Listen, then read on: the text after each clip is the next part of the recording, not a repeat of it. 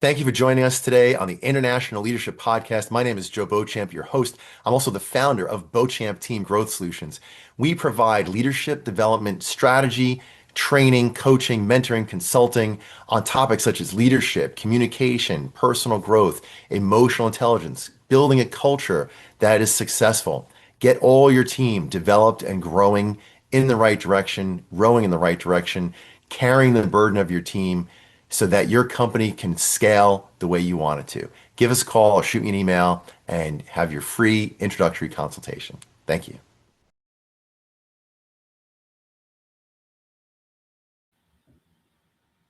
Welcome back. This is episode 14 of the International Leadership Podcast. My name is Joe Beauchamp. I'm your host today. I'm also the founder of Beauchamp Team Growth Solutions. We're going to help your company build your leadership team. We're joined today by a very special guest, good friend of mine for the last several years, Tatiana Gao. Tatiana, why don't you say hello to our listening audience? Well, hello, the audience. It's wonderful to be here. And thank you so much, Joe, for having me. It's such a pleasure and an honor to be on your podcast. I know we've had the professional relationship for several years through the Maxwell leadership team. And I couldn't be more grateful to, grow alongside each other and the team all together. So thank you for having me. Yeah. Thank you very much. Tatiana was one of our speakers at the Live to Lead that we had this past January. Live to Lead is a leadership conference out here on Long Island, New York. Tatiana is coming down to us from Boston. You're in Boston right now? I mean, are you Yes, home now? I'm in Boston. Yeah. Tatiana's coming to us from Boston. I'm out here in Suffolk County, Long Island, New York. So we had this leadership conference and Tatiana was speaking on a topic that I think is very relevant for today. We're going to jump into that in the next part of this podcast. Right now, we just want to kind of get to know you a little bit better. So Tatiana, why don't you tell us, you're a leadership coach, you work on people's mindsets and, you do coaching and leadership development. Tell us, I guess, how did you get here? A little bit about your journey in this process. And we'll jump more into the leadership content in the next segment. Sounds great. I am the transformational leadership and organizational development expert. I partner with leaders, teams, and organizations to build conscious, aligned, and high-performing ecosystems.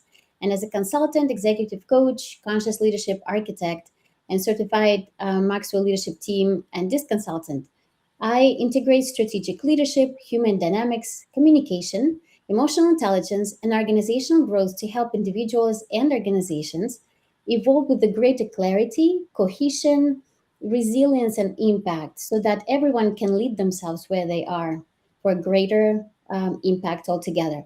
My work is dedicated to strengthening the culture and elevating it, leadership presence, and strategic alignment in ways that actually foster alignment and sustainable growth, meaningful transformation, and lasting organizational success. So Awesome. This is just a little bit about me. I'm the founder of Manada Coaching and Consulting. And the story behind, since you asked me how did it all come to fruition, to existence, I never really planned on having a business. It sort of evolved during the COVID, when we were all forced to be introspective in terms of what truly mattered in our life.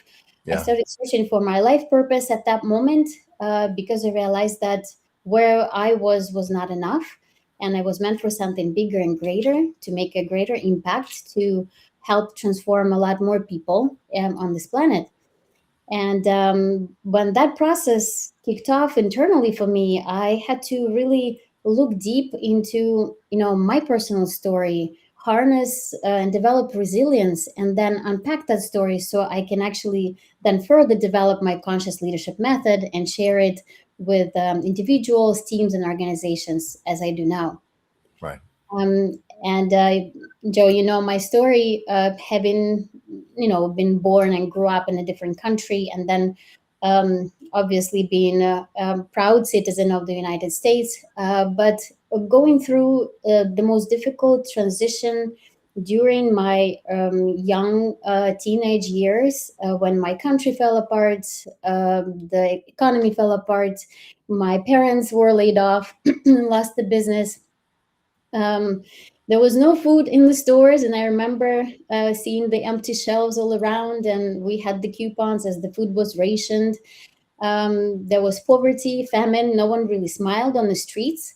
And Wow. then it was really tough because I'm still, debunking and rewiring all those scarcity mindset little Yeah. ticks that are still Right. ingrained Right. somewhere there Plus, in my so subconscious. look, this is the International Leadership Podcast. We have viewers and listeners from around the world, 50 different countries. Um, Mhm. do you mind sharing which country you were born and raised in?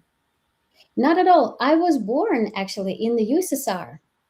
I grew up in Russia as it fell apart in 1991, and so the following several years were really dramatic, and it was like a great economic depression with 100% unemployment, zero money, zero Wow. food, and as you can imagine, that put a lot of strain on the families as well. And Yeah. so my parents ended up going through a very difficult divorce, also because in the Soviet or post-Soviet space, there was this understanding that domestic abuse is like a normal thing. No, not normal. Wow. And the expression, if he beats you, he loves you. It's kind of it was normalized, so women didn't really know how to support themselves and each other and things like that. So I actually ended Mm. up defending my mom from my dad, and not that I love both of them, and I know how hard it was for them to go through that time of famine, of poverty, of not knowing what future looks like for them and their kids. Right. But then I developed my own trauma at the age of Yeah. 13, and had to deal with that throughout several years to come. And then when my dad finally moved out, I developed a really bad depression. And at that time, there were no psychologists available, readily available, no podcasts to listen to. All Yeah. we had is our like friends and family to kind of like keep each other afloat. Yeah. Uh, and So and one by of the the things, like we from our perspective here in the U.S. back at that time, because I was around. I remember when Ronald Reagan said, Mr. Gorbachev, tear down this wall, mm, and I remember when the USSR kind of uh, broke apart, kind of on purpose. I shouldn't say kind of. The U.S. had purposely decided to break apart, undo the communism, establish some level of capitalism, and so from here we all, Americans are like, oh, this is good news, and then we move on our days, and we don't realize mhm, that transition involves lives that are in complete upheaval. That mhm, family, like the system may not have been perfect, but people were being fed, things were taken care of, and then you're reshuffling the entire system around, and you end up with food shortages and businesses closing and mhm, unemployment and the whole system. I guess it sounds like the system kind of must have come to, in some parts at least anyway, a grinding halt. Um, mhm, Obviously, people are still alive in all those countries today. They survive, so it couldn't have been a complete halt, but it was definitely a very traumatic experience at that time. That's going to kind of lead into what a little bit we're talking about later on when it comes to leadership and the emotional aspect of it.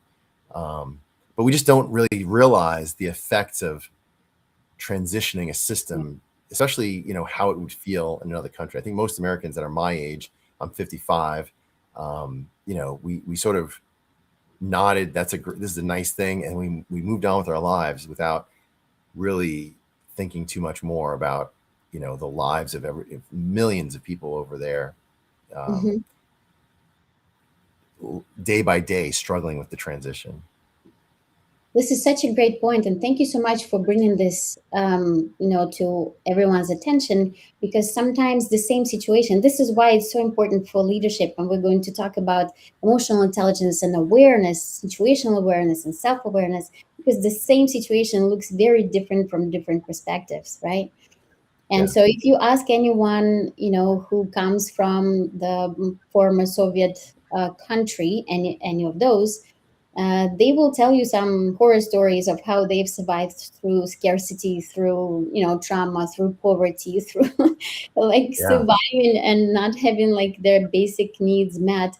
And it was also the time of a lot of gangs, and it was really dangerous to be like just in general to be on the street.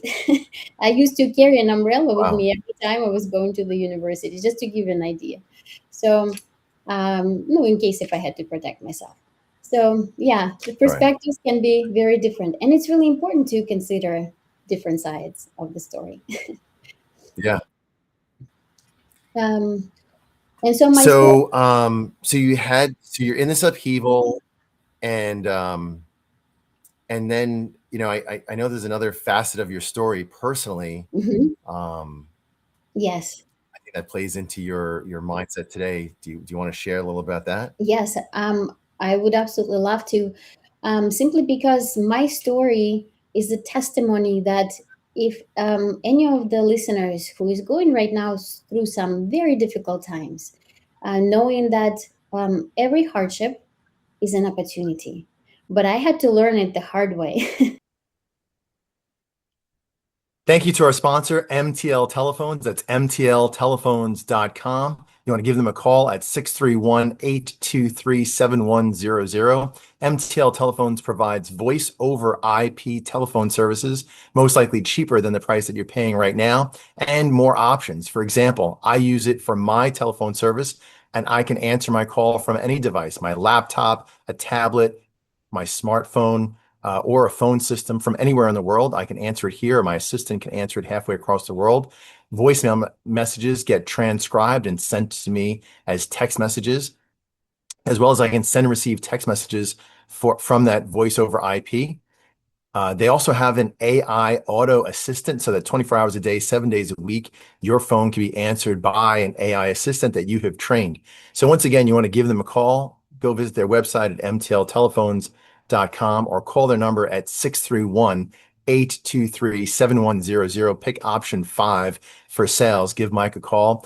So thank you so much, MTL, for being our sponsor for this broadcast. Continue. Um, so as a teenager, I had to finish, graduate from the high school, and then I was applying to universities, and I got the full scholarship to Kuban State University, which was a lot of work, a lot of nerves, a lot of entrance exams, which is not the same as it is now. We actually had some oral exams when you had to pull the ticket, then you had to, half an hour to prepare, and then you had to speak in front of a committee of 3 to 5 people. And by the time you finish your presentation, you already forget what your name is because you're so stressed. Anyway, but Wow. that was done. And, have you ever experienced this feeling as if you are sitting on a box of powder just waiting for a match to drop for it to explode? That Yeah. was that was the way how I felt through the entire several years, like in the late 90s, growing up and finishing the school. And at some point, it sort of resolved in me jumping out of a window and breaking my back, sort of as a rebellious act against everything that was going on, between the misery of living in the communal hostel where we had to share the kitchen with 6 other families. We, Wow. had to share the bathroom. We didn't even have a shower. So as a young kid, I had to, walk over to my aunt's apartment, which is like 10, 15 minutes away, and take a shower. So it was tough on all levels. But one thing I learned from that is that you have to keep going. You have to, no matter Yeah. what's going on, you have to pull yourself together. and know that tomorrow is going to be better. Somehow it will. Yeah. And it was true. Yeah. Some grit, some resilience. And These are skills that we can develop over our lifetime, and that with a little bit of focus and some good effort, we can develop those skills of grit, resilience. They're parts of emotional intelligence, and Mhm. that mindset. Like this. I don't know how many years between when the Soviet Union broke apart and when you decided to jump out the window, but in that time, it's just an extreme emotional upheaval. Life as we knew it was totally Yes. turned on end. And humans do have a need for unpredictability, but we have a bigger need for predictability, right? So there's always a balance between, I don't want everything to always be predictable, that would be boring, but I also Yep. don't want everything to always be and that's the situation that you're in, this super stressful, prolonged, day after day stressful situation of uncertainty. um, and I think that additional trauma kind of built up, and at some point in time, you just decided, the response is, I'm jumping out this window. I don't think you expected to break your back when you jumped out, but somehow you jumped out the window, and that's what ended up happening. Yes, that's exactly what happened. And just imagine that you're lying, you just got back from a hospital where you spent a month after a serious restorative surgery. One of the vertebrae cracked open, and so they had to, reconstruct it back. And there was a bunch of metal in my back. And I assume, Joe, you're coming back to us in just a moment, hopefully. And so imagine that you're lying on this makeshift bed made out of an extended leg of a couch, a wooden door, and a thin mattress on top.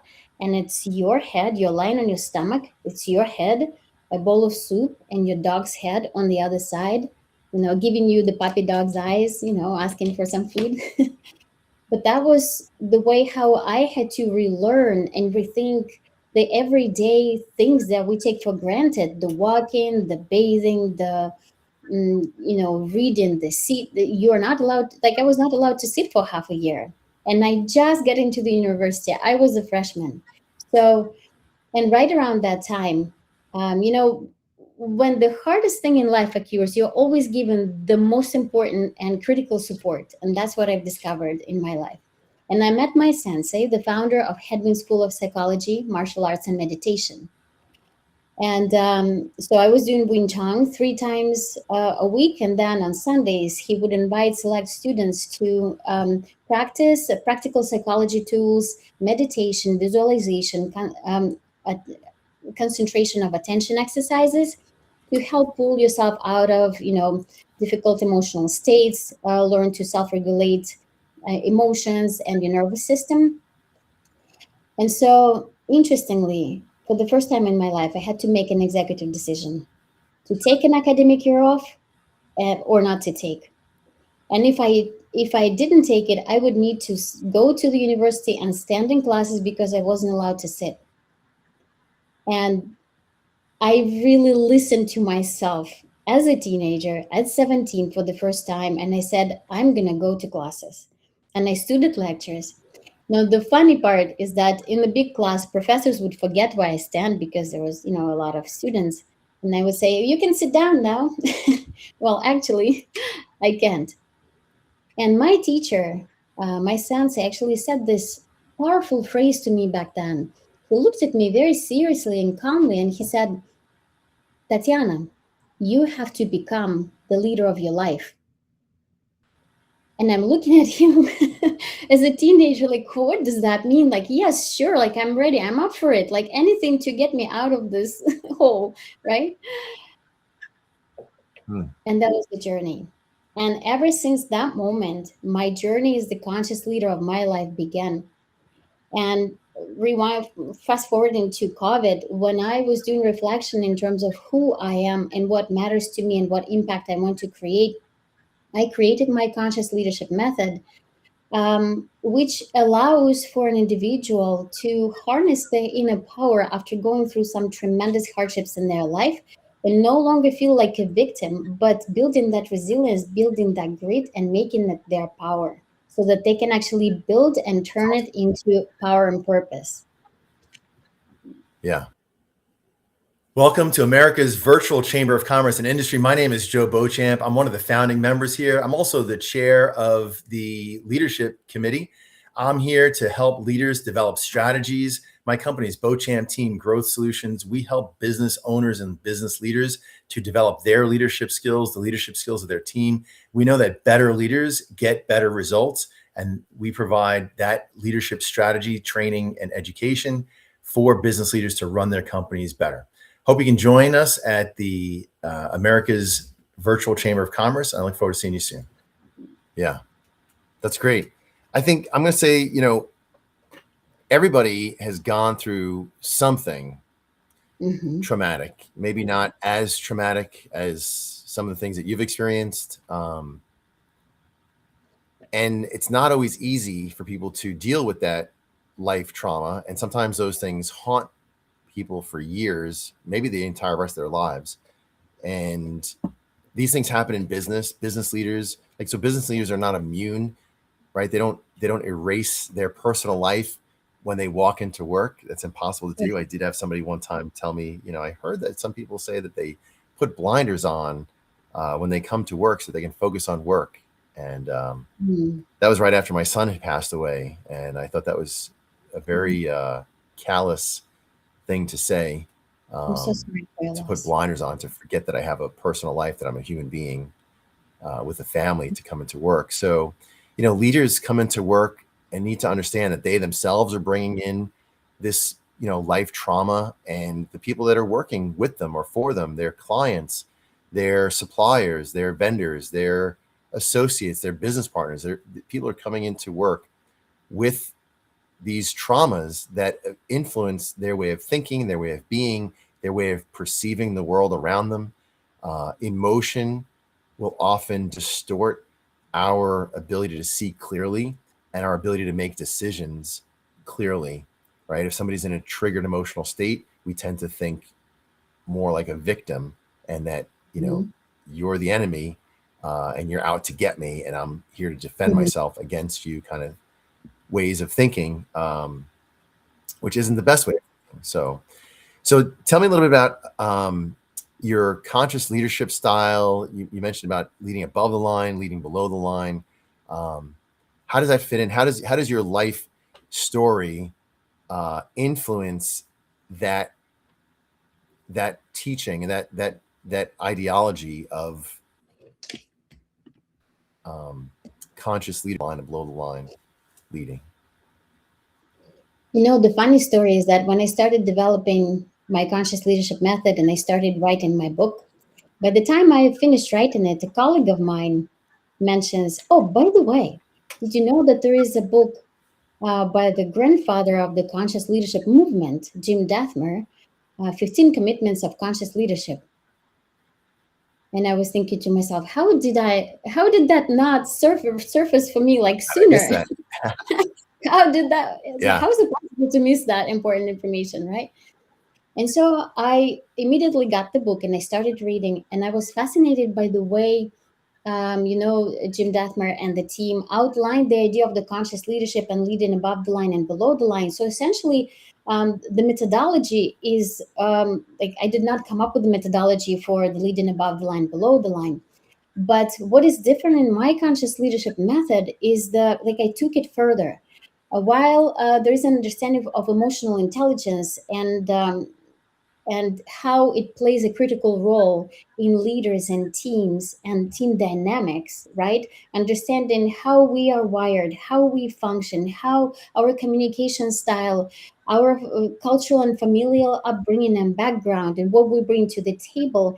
And it's almost like, imagine there are 10 people sitting at a circle round table, and there's a white vase right in the middle, but everyone is wearing different colored glasses. Somebody's wearing yellow, pink, orange, blue, black, purple, blue, or gray, right?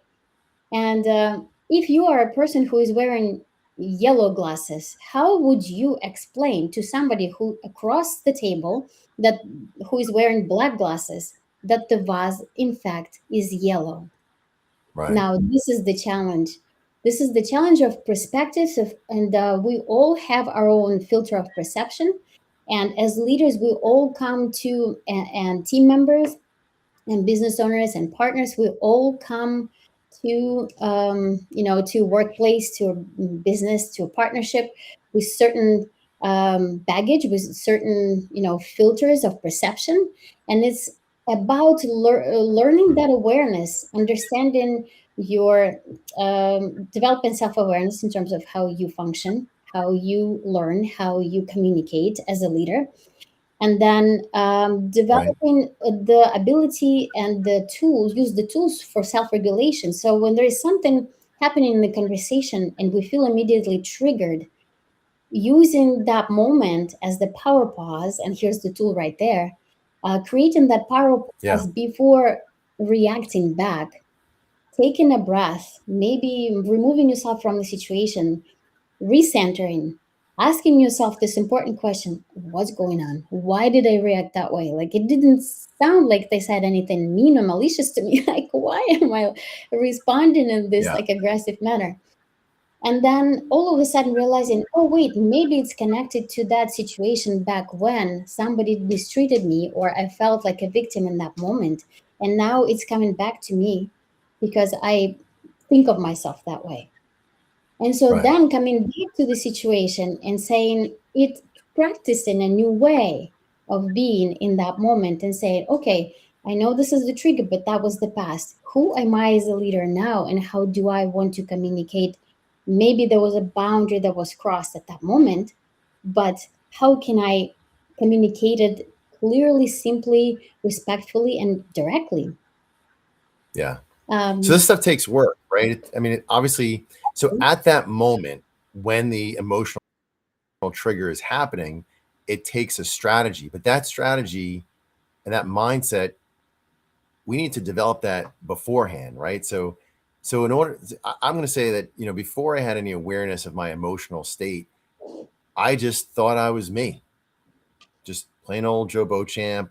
I'm the same person every day, all day, every day, no matter who it is, no matter what the situation is, not realizing that there's actually different versions of me that show up.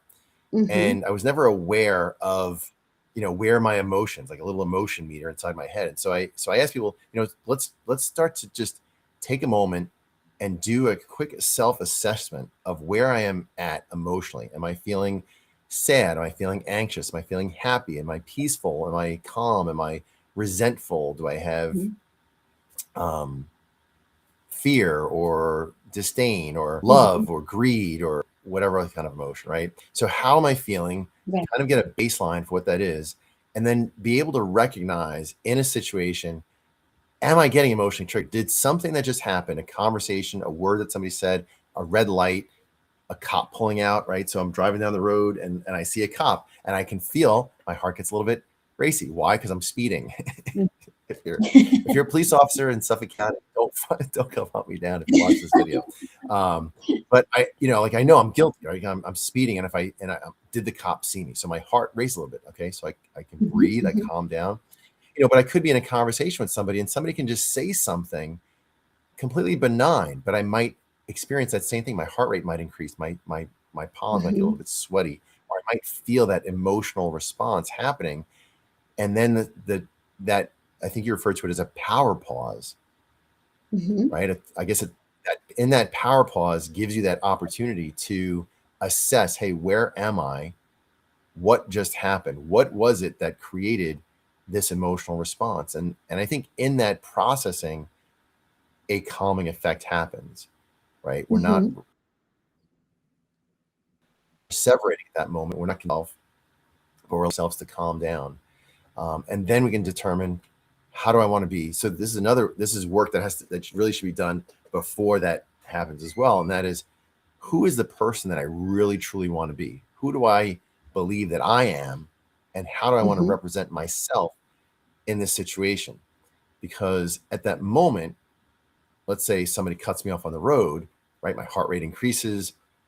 I get a little hot, I feel a little frustrated. Person cut me off. The person I really truly want to be minds his own business and just keeps driving, calm and peaceful, and forgets that it ever happened. The person that I might get triggered to be is the person who goes and cuts that other person off. It shows him, there you go for cutting me off. That's punishment, right? Mhm. So being aware of the kind of behavior that we want to respond in is pre-work, pre-emotionally triggered situation. And then when that time comes up, say, who is really the best version of myself? Who do I truly want to be? The true person I want to be isn't going to yell or get angry or punish the other person or get vindictive or Mhm. resentful. And then be that version of yourself. Yes, absolutely. And I think here's the addition to the emotional intelligence, the energetic intelligence. And I don't hear many places talk about this as a concept. And this is the part of the conscious leadership method. So, leadership presence is not only what we do, how we behave, how we act, what we say to people, because oftentimes it's connected to the authenticity. It is always connected to the authenticity, and our energy speaks about us louder than any body language, because we can still fake it. We can do poker face. We can put on the blinders and say nothing happened in our life, Yeah. and be screaming inside, right? So but the energy we can't fake. People sense it. And I often give this example. Imagine you're sitting in a boardroom and somebody walks in through the door, and all of a sudden everyone is like, "Oh, Bill is here. Hey, how's it going? Oh, so great to see you." The room lights up, the energy is elevated, and nobody really understands what happened. He hasn't really had a chance to speak, do anything, or project his body language, maybe slightly. And of course there is some history behind that. Probably maybe he has been a good leader to everyone, or good, team player, etc. On the other side, someone walks through the door, and the energy in the room immediately shrinks. Like, oh my God, no, not them. Can I hide under the table now? Have you ever experienced this feeling? I feel like we've all been there. Yeah. And here's the thing, our energy projects who we are being in that moment, where we are vibrating in our energy. And while in these two situations there's a history, how often have you found yourself standing behind a person in the grocery store or anywhere else, and for whatever reason you want to talk to them? They're so nice, they're smiling, they maybe they're with their kids, and you just want to have a small talk with them, and you don't really realize why you're drawn to them. Or on the other Mm. side, you're walking down the street and somebody's giving you this weird feeling. It's like, okay, I'm getting a really strange vibe from this person. I really want to stay away, right? So here's the thing. We don't often understand how far our energetic presence travels and what kind of impact we have on our team as leaders. um, all the weight that you're carrying, and if you are not dealing with that, if you're not doing the pre-work, as John mentioned, before you enter that room and be the leader for your team is going to sense it. If you are Yeah. absent-minded, meaning that you have a lot on your plate dealing personally, they're going to sense it. It's not going to be the same cohesive energy in the team, because they're going to start wondering, um, Bill is not present. What's going on? Is everything okay?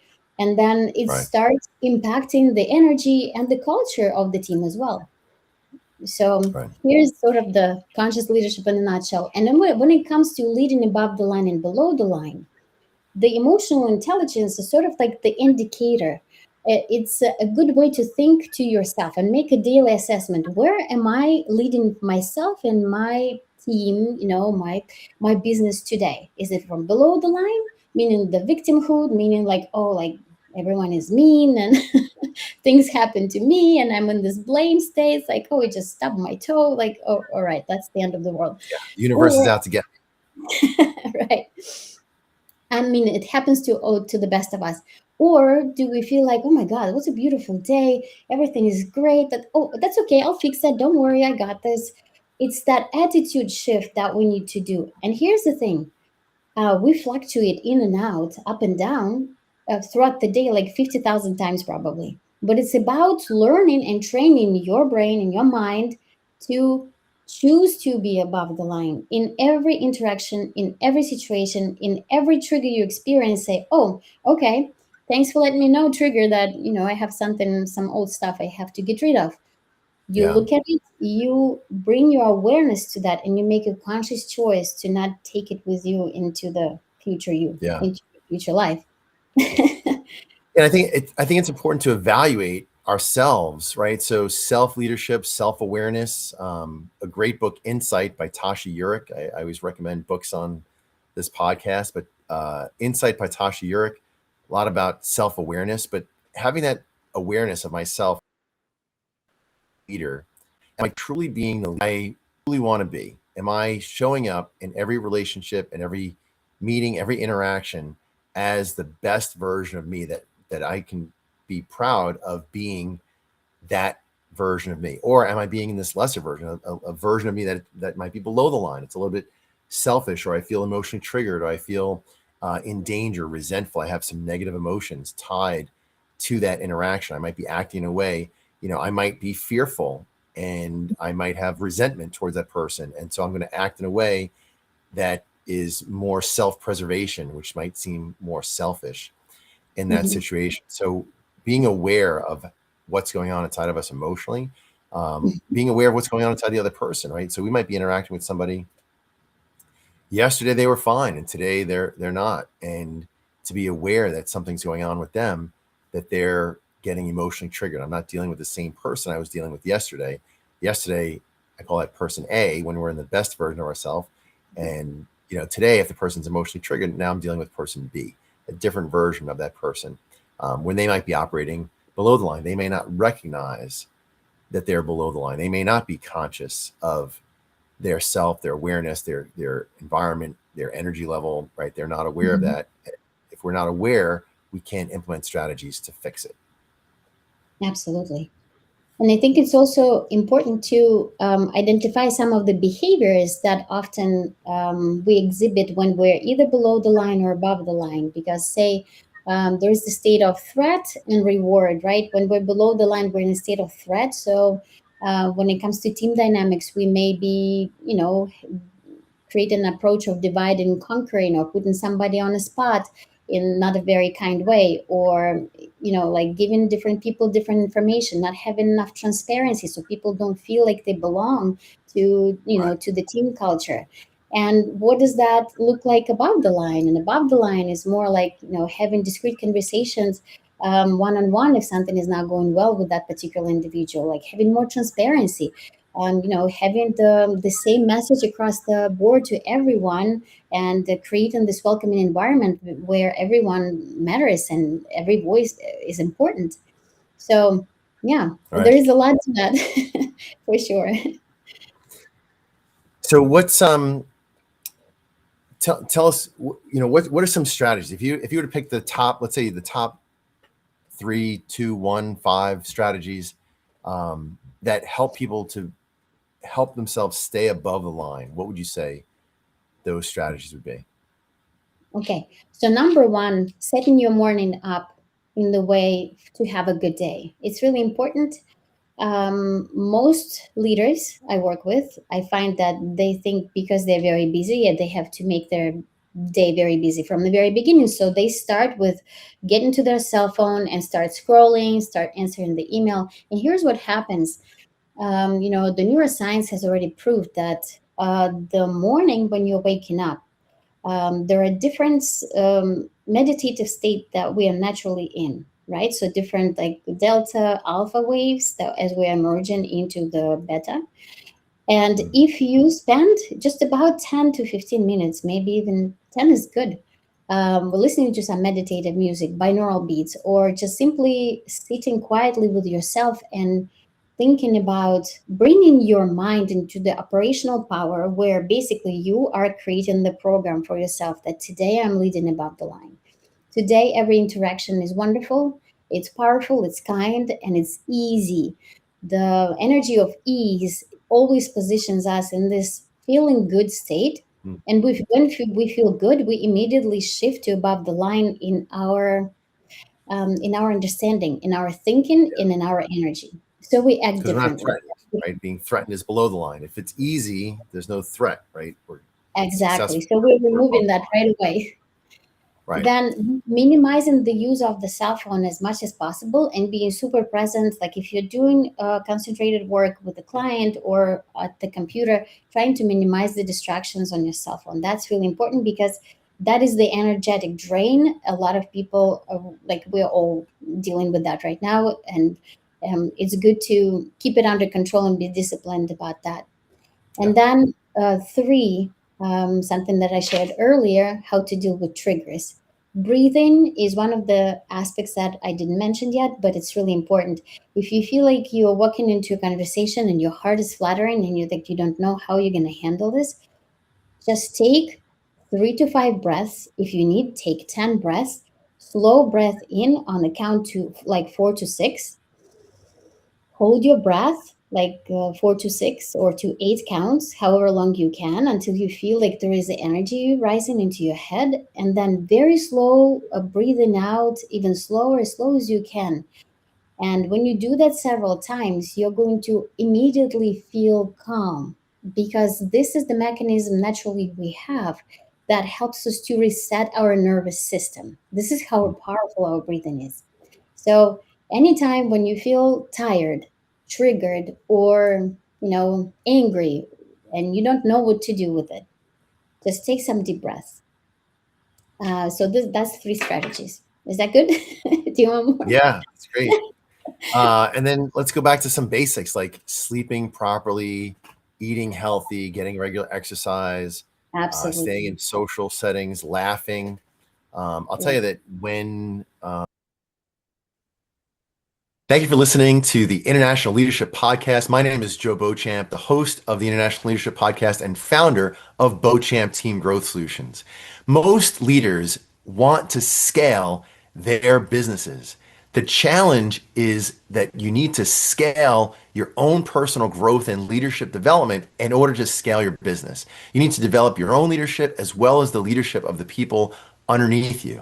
If you have a good team that's all moving in the same direction, helping to carry the load, you're going to be more successful at scaling your business. That's what Beauchamp Team Growth Solutions does. We train, we coach, we mentor, and we consult on business leadership strategy, leadership growth and development for leaders in the company in order to develop a good company culture, everyone's moving in the right direction, and to strategize your business for scaling. Give us a call at 631-770-7705 for a free initial consultation, or just email me at joe@beauchampteam.com. The contact information is right there on the screen, and I will respond to you and we'll be in touch. Thank you so much.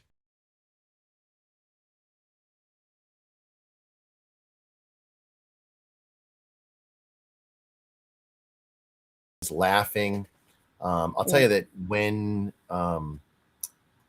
after my son passed away, there was I had to consider whether I would allow myself to enjoy life again, whether I would smile, have fun, laugh again. And I gave myself permission to enjoy life, to smile, to laugh. And in my really, distraught emotional states, I would do things to get myself out of that state. I would either exercise or I would watch something that was funny and make myself laugh. Or one of the things that I really love to do is help other people. Serving other people really dug me out of the deep depression that I was in. And there were times that I felt like I was on the brink of a complete breakdown.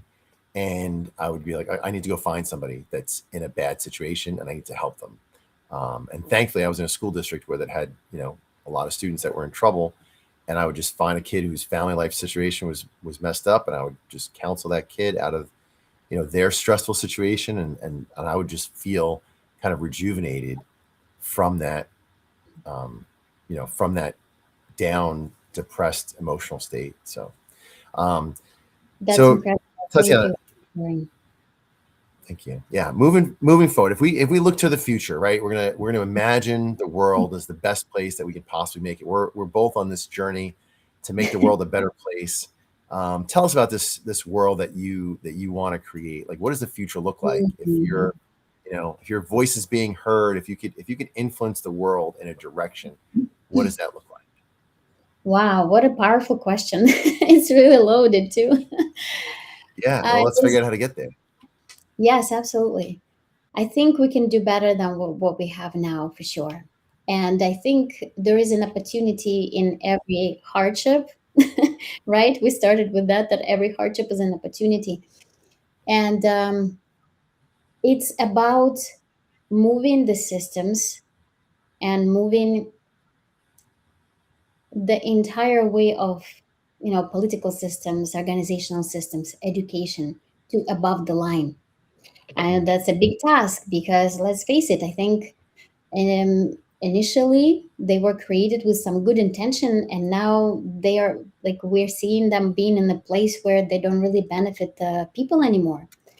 And so now we really need to rethink as people, what do we want to create? What does that thriving looks like for us?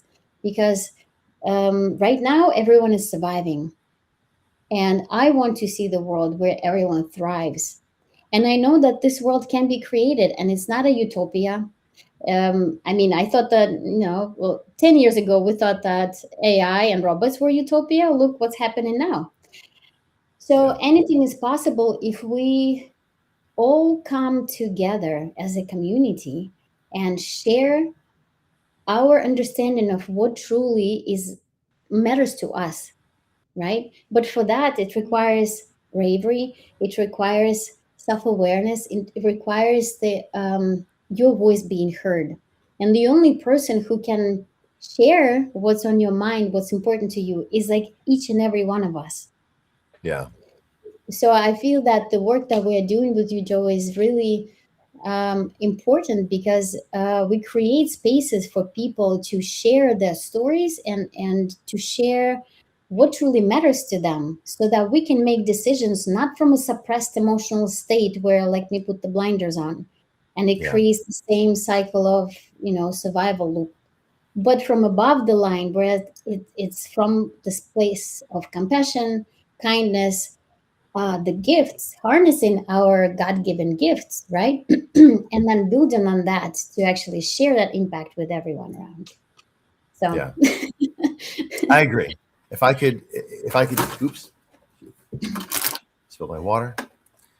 If I could make the world an emotionally resilient and emotionally intelligent place and help everybody to develop good emotional fitness strategies um, to be loving and kind, to always be their best version of themselves, I'd love to do that. To the extent that we can do that through this podcast, we've got 180,000 or more subscribers to this podcast. So for all of you that are out there watching and listening, hopefully each and every one of you will develop steps into being aware of your emotional state and take steps into elevating from below the line to above the line, from an emotionally triggered place of feeling in danger to an emotionally safe place of feeling opportunity and love and gratitude and the positive emotional feelings, being in your best state, being person A instead of being person B. So, Tatiana, anything else that you want to share with our listening audience that you haven't had a chance to say so far?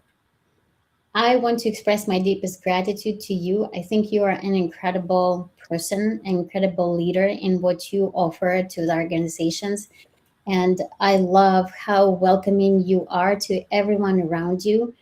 There are not enough people like you around, and I would like to change that because the kindness and the warmth and the genuine desire to help goes along the way. So thank you.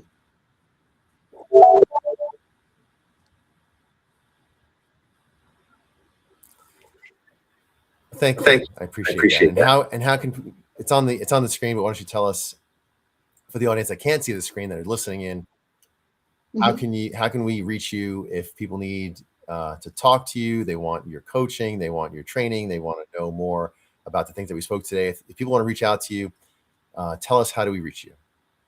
Of course, I'd love to connect with whoever is open to connecting. So, Manada Coaching and Consulting is the name of my company. You can reach me at my email, tatiana@monadacoaching.com. And my website is www.monadacoaching.com. So, feel free to reach out if you have any questions. I'd be happy to share with you the process, how I work with individuals, with business owners, and with organizations. And I wish you to thrive in joy. Thank you. Thank you so much. And thank you to our listening audience for tuning in today. So once again, my name is Joe Beauchamp. I am your host here at the International Leadership Podcast. Thanks so much for joining in, and we'll see you next time. Thank you so much. Bye-bye. Thank you. Thank you for having me, Joe. My pleasure. Thank you to our sponsor, MTL Telephones. That's mtltelephones.com. You want to give them a call at 631-823-7100. MTL Telephones provides voice over IP telephone services, most likely cheaper than the price that you're paying right now, and more options. For example, I use it for my telephone service, and I can answer my call from any device, my laptop, a tablet, my smartphone, or a phone system from anywhere in the world. I can answer it here, or my assistant can answer it halfway across the world. Voicemail messages get transcribed and sent to me as text messages, as well as I can send and receive text messages from that voice over IP.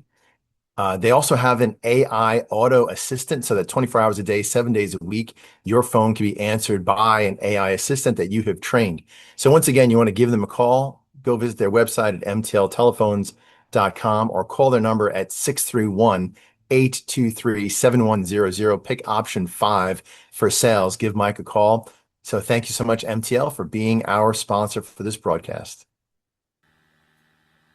Well, that was a lot of fun. Thank you so much for watching our podcast of the International Leadership Podcast. Once again, my name is Joe Beauchamp, president and founder of Beauchamp Team Growth Solutions. That's beauchampteam.com. If you like this episode, please like it, share it, subscribe to this channel. If you're interested in being a guest or a sponsor of this program, please give me an email at info@beauchampteam.com. I'm more than happy to talk to you about it and discuss options and how it can work something out for everyone to win. Thank you so much. Looking forward to seeing you soon. Bye.